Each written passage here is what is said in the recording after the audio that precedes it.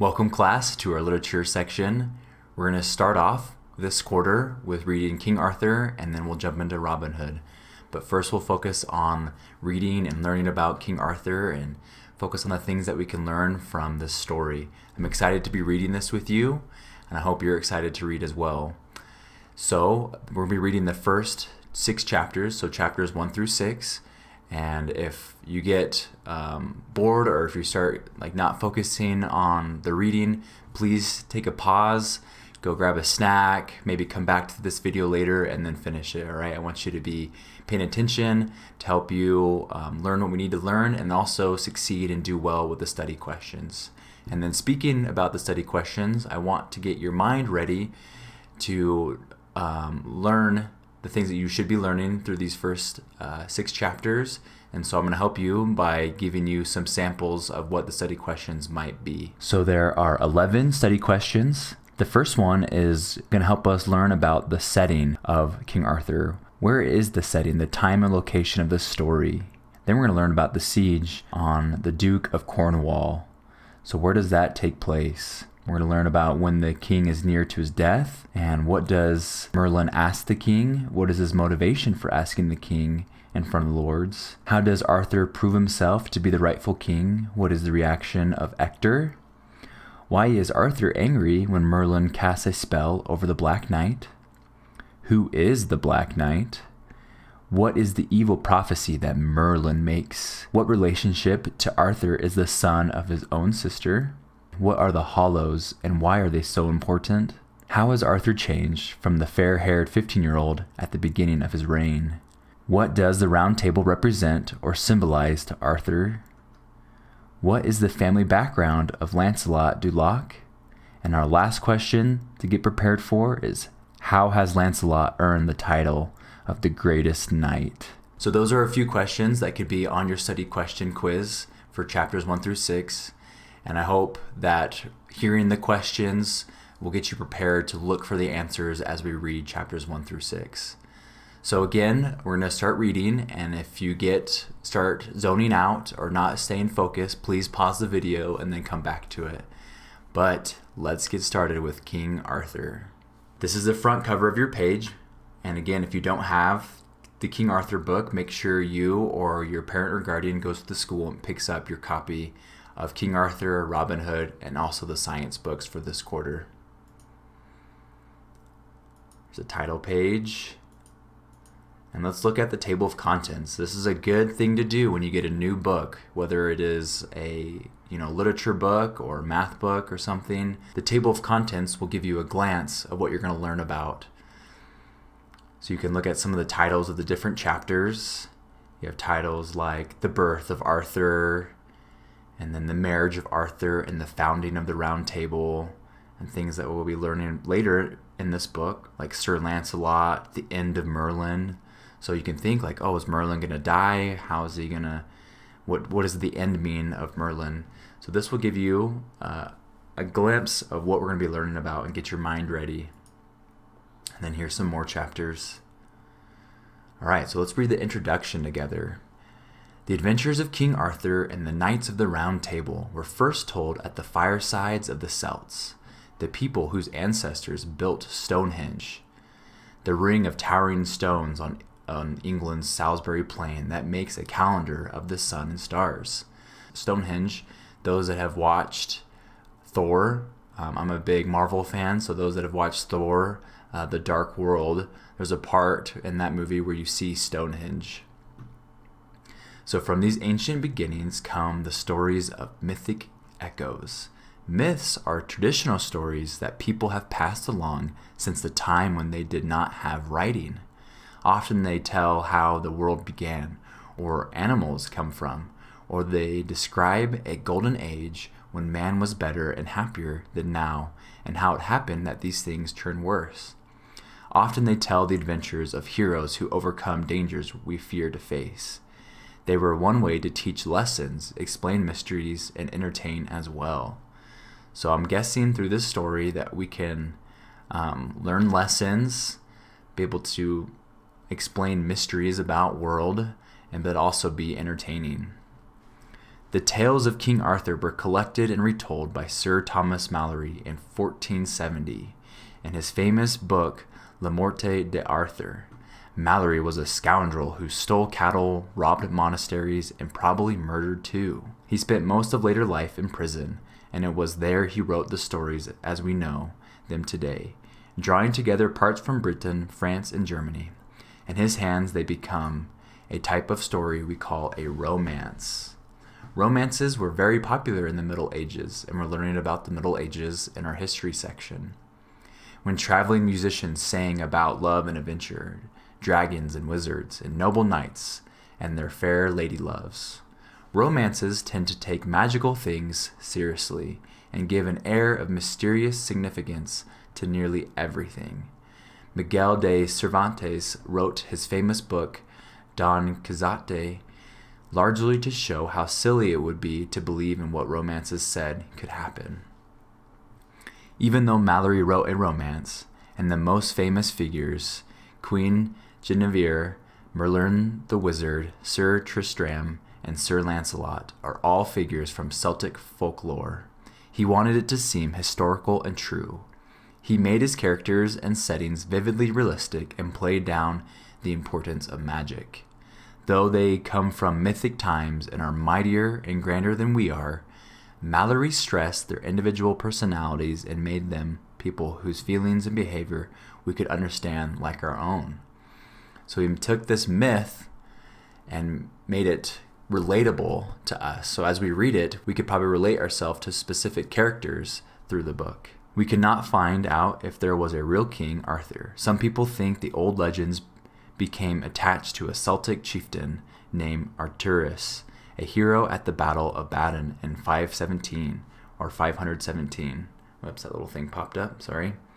Where the Britons fought off Saxon invaders, and that he led them to other victories as well, but it can't be proven. As the hero of Malory's story, Arthur tries to rule fairly in peace and prosperity. He enlists the best fighters in Britain to join the Fellowship of the Round Table. The knights are rather like the Texas Rangers or the Canadian Mounties. For the sake of those suffering under injustice, they face danger alone to enforce the law and punish the wicked.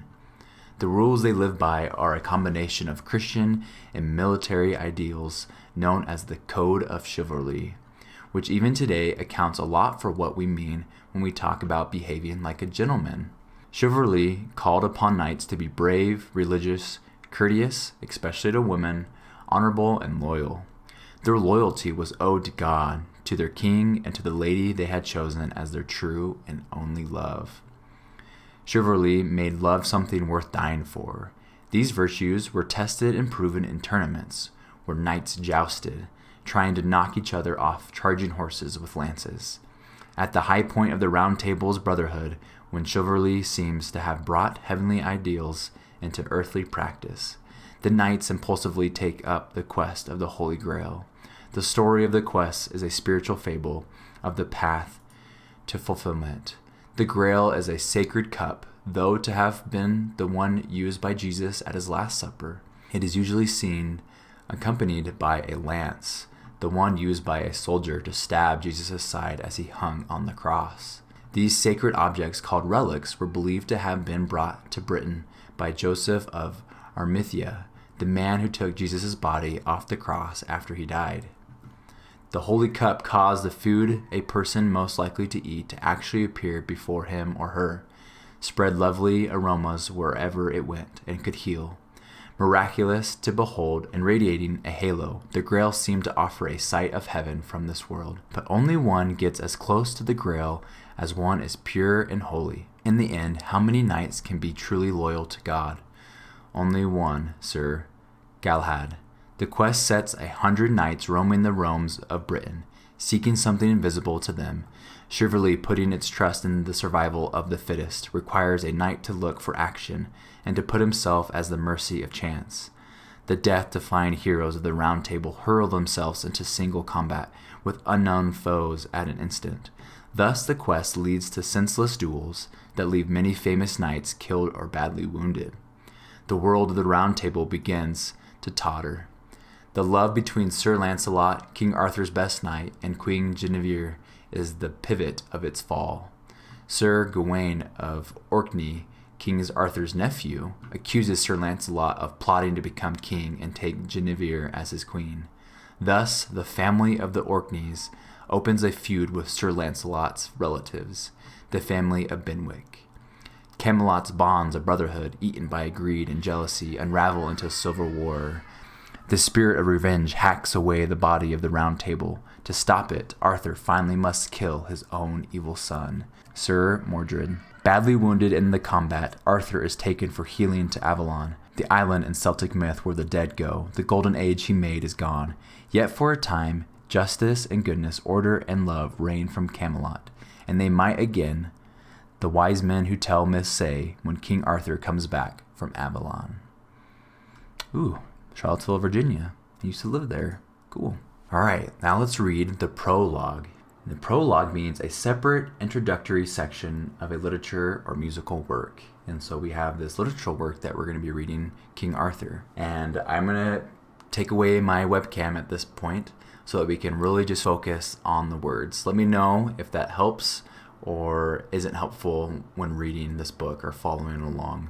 I don't want to be a distraction, and I want us to focus on the words and the story. But if it is helpful to see me, please let me know. All right, so beginning with the prologue, the coming of Merlin. Merlin, the wizard, caused Arthur to be king of Britain. No one else knew that Arthur was a prince and that he had been given to Merlin to be watched over in secret and brought to the throne.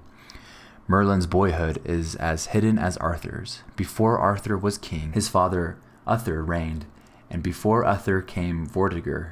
During the reign of Vortigern, Merlin first appears as a 9-year-old boy. In Merlin's youth, the island of England, Scotland, and Wales was called by 2 names, Logres or Britain. The Romans called it Britain from the name of a tribe of people living in it, but Logres was the name that its own people used. From the beginning, it was an island of marvels, with its mysterious temple of Stonehenge, its white-robed druids, its gold, and its pearls. The stormy seas that beat its coast prevented traders from reaching the island easily and added to its mystery. All right, so here are 2 vocabulary words, the ones that are bolded. We have Stonehenge, which we talked about earlier, a prehistoric circle of stones in Salisbury, England, used by ancient peoples for religious ceremonies. So if you want to look up a picture, you can look it up on the internet. And druids. Druids are Celtic priests and wizards. In the 1st century after the birth of Christ, the Romans conquered Britain and added it to their empire. They brought peace to the island, built roads and towns, and taught the people how to obey the laws and live peacefully together. Among the Roman soldiers were some who had been told about Jesus Christ, and they spread Christianity to the people in Britain. 400 years went by. Britain prospered, but Rome weakened. Her armies had to be drawn back nearer to Rome itself, and by the year 410, the last of the soldiers left the island. By this time, a great many of the British people were Christian. They had built churches and decorated them with beautiful work in gold and silver. Tales of these riches reached the people living along the coast of Europe, where nobody was Christian. These heathen men were brave but savage and greedy, and they worshipped gods who they believed demanded that men should fight and kill each other. This belief, combined with their greed for the beautiful things in the Christian churches, urged them to raid the coasts of Britain as soon as the Roman troops were gone.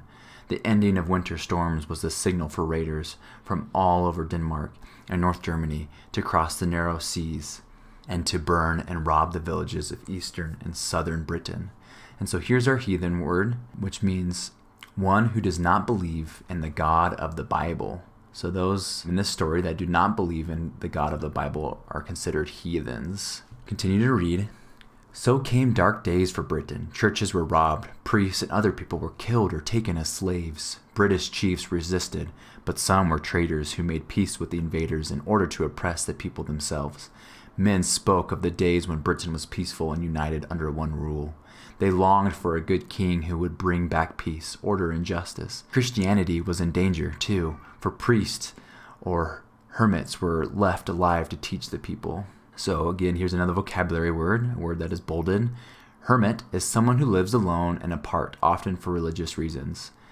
I think it kind of refers to a hermit crab, where they can roll up and go into their shell and be all alone and by themselves. At last, one British lord named Constantine set up a little kingdom of peace and order in the southwest. People believed that he was the king they longed for. He had 3 sons, Constans, Aurelius, and Uther. But when he died, a Welsh lord named Vortigern arranged the murder of young Constans, the heir, and made himself king of Britain. Vortigern was one of those lords who made friends with the Saxons, but he was soon to know that treachery of the invaders. All right, Saxon is a tribe of invaders from northern Germany. One of his old allies, the Saxon Hengist, came into southern Britain with a great army, and a feast was held at Stonehenge. The British lord sat down unarmed, thinking all were friends, but the Saxons hid daggers under their cloaks, and at a signal from Hengist, they fell upon the British while a toast was being drunk and killed almost every man. Vortigern was taken prisoner, and to save his life he gave away his lands and villages to the enemy instead of defending them to the death. Then Vortigern escaped from the enemy camp. He fled westward to his own land of Wales, snatching what slept he could by day and running by night, until at last he found safety in a cave in the Welsh mountains.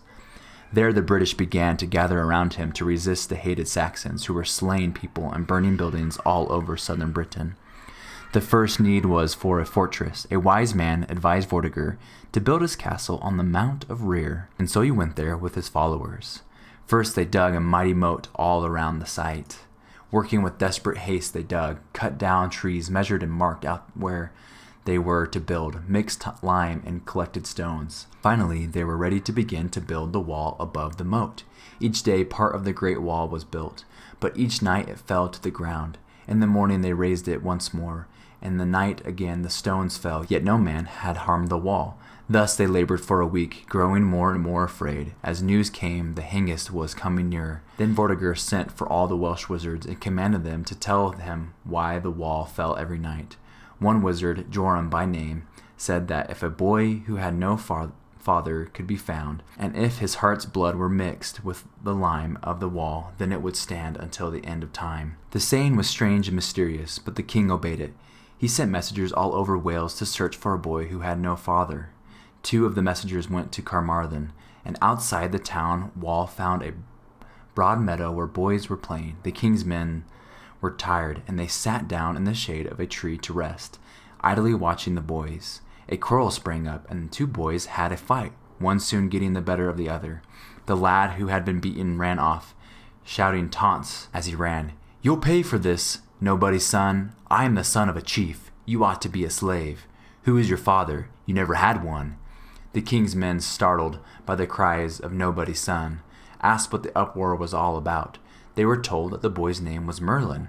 He was a slim, strong boy, about 9 years old, with black hair and light gray eyes. The men took him to one of the elders in the town, Eli, who said that it was true that Merlin was said to have no father, and that his mother had become a nun. When the king's messengers had explained their businesses, Eli brought the mother and his son to the king's mountain stronghold. The mother told Vortigern that she was the daughter of a Welsh chieftain, Conan. When she was 15, she began to fall into trances and to see strange visions. In these visions, she came to know a tall knight clad in gold. Time after time he came to her. She knew neither his name nor where he came from, whether from God or the devil. Then he stopped coming, and the visions stopped also. Afterwards, Merlin was born. "Alas, I do not know any more about how he came into the world." Magan, one of the king's wizards, told the king that the gold-clad knight was one of the creatures who live in the sky, neither an angel nor a man. They loved to play tricks on people. One had taken the form of a handsome knight and deceived Conan's daughter. Merlin wanted to know why his history was being talked about, so the king told him the story of the fallen wall and Joram's strange saying, which would mean the boy's death. Merlin looked slowly around the group of magicians standing before the king in their magic robes and horned headdresses. He looked at the ring of the warriors with their spears who guarded every way, and he was not afraid. He spoke out to the king. "Your wise men deceive you," he cried. "I will tell you the truth about the wall and prove to you that they are lying. If I make the wall stand, give me their heads." The challenge was agreed to. Then Merlin cried, "Tell me, Joram, what shall men find at the bottom of the wall?" Joram did not know. "King, keep your promise," Merlin cried again. Dig the moat 7 feet deeper, you will find a well-cut stone. They dug and found the stone. Merlin cried again, King, keep your promise. Tell me, Joram, what is under this stone? Joram was silent. He could not tell. So Merlin answered for him, There is water under here. Take away the stone, and you will find water. And they did so, and again he challenged Joram, demanding that he tell them what lived at the bottom of the water. Still Joram did not know. Merlin spoke, King, keep your promise. Drain the water. Below live 2 dragons. One is milk white, and the other blood red. At midnight they began to fight, and the earth shakes, and so your wall falls. You do not need my blood to build with. All happened as Merlin foretold. When the moat was drained, out came 2 dragons, white and red. They sprang on each other and fought, but neither could kill the other. At last both dragons retreated into their holes and were never seen again. The king returned to Joram and his 7 magicians and ordered their heads cut off. Merlin now became the king's advisor. He warned him that soon young Uther would land in Devon, and, try as he might, Vortigern would never escape him. Then Uther would be Pendragon and bring peace at last to Britain. Here's another vocabulary word. Pendragon, I guess, is another word for king. Then Merlin made his great prophecy. Uther shall have a son, Arthur, who will destroy all traitors. He will be the bravest man alive and the most noble in thought. All his foes he will strike to the ground. All I have told will become true. It all happened as Merlin foresaw. Uther landed and pursued Vortigern, who ran to a castle near the river Wye. Uther filled its moat with branches of trees, set fire to them, and burned down the castle, and Vortigern with it. Then Uther was king, and thus the destinies of Merlin and Arthur began to be fulfilled.